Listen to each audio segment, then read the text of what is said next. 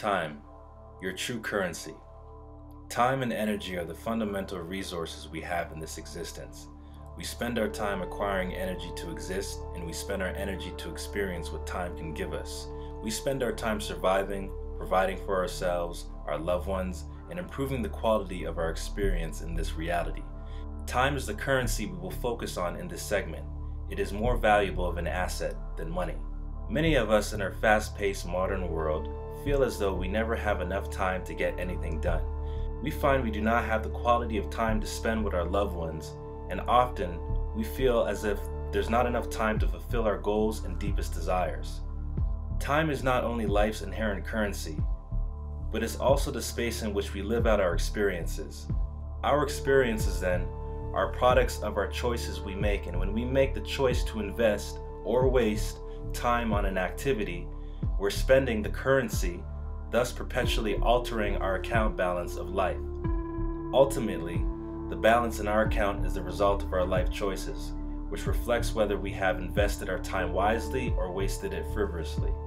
At the end of the day, regardless of circumstance, we still remain ultimately accountable for what and who we have spent our time on, and then must live with the results we are left with. In reality, though, time is only an illusion, created by our physical experience and interpretation of reality. The truth is, there is only this present moment.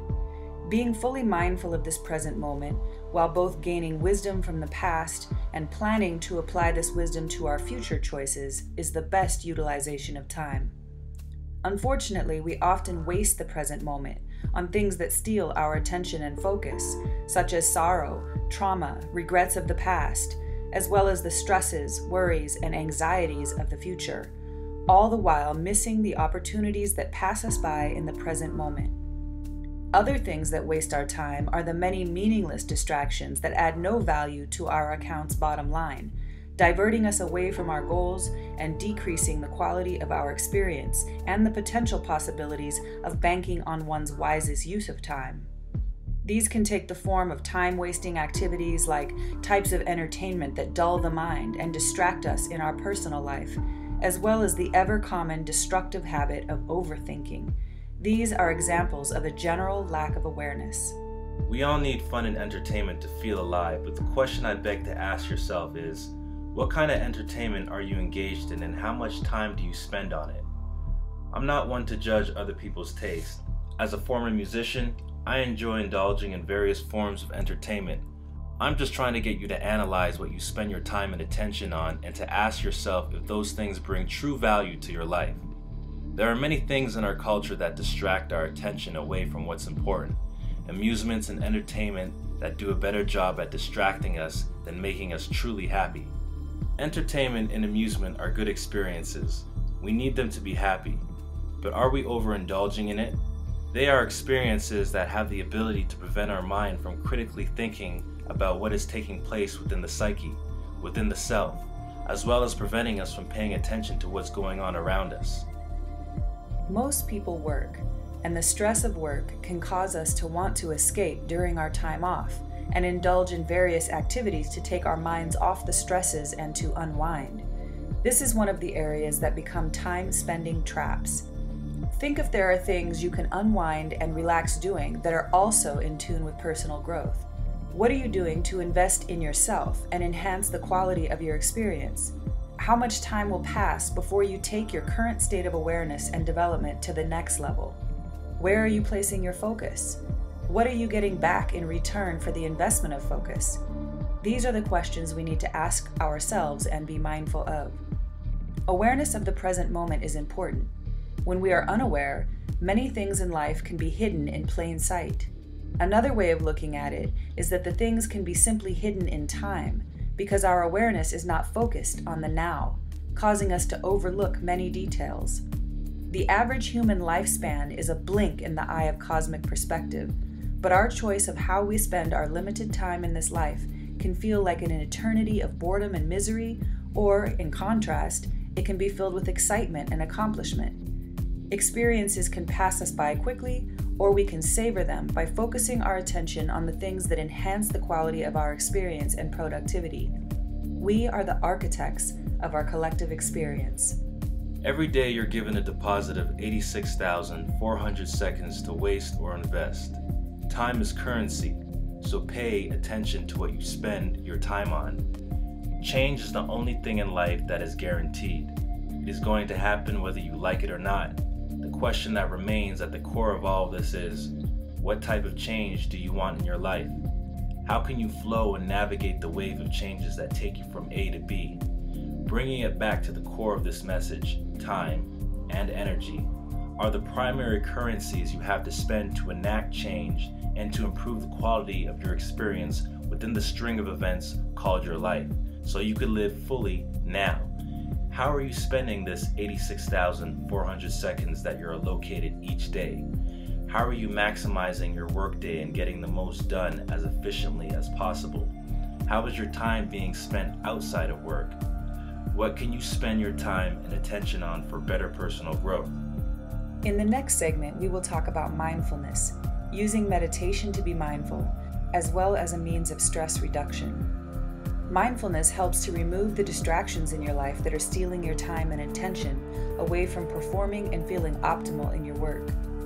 You might not have to change careers. Sometimes it's just a matter of looking at things differently, removing the negative filters that are draining to your willpower and motivation.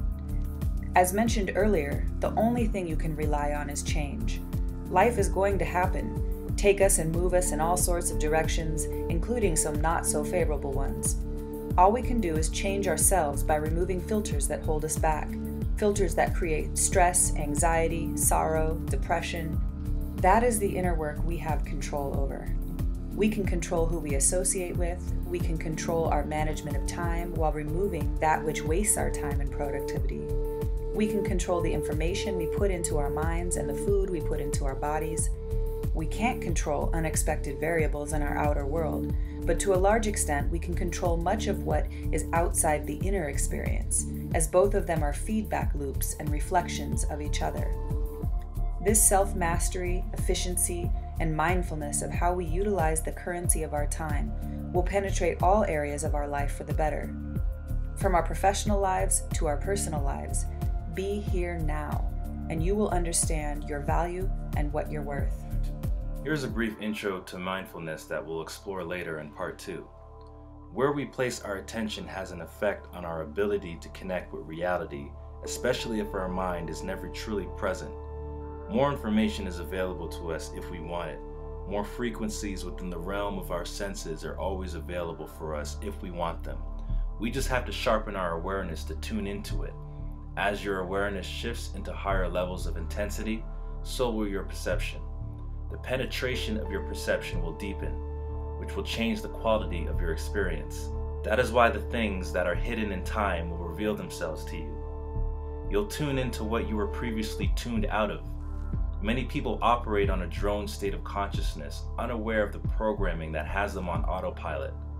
Mindfulness is meant to gradually awaken you out of this state of mind so you can properly utilize each moment in time to bank higher quality experiences.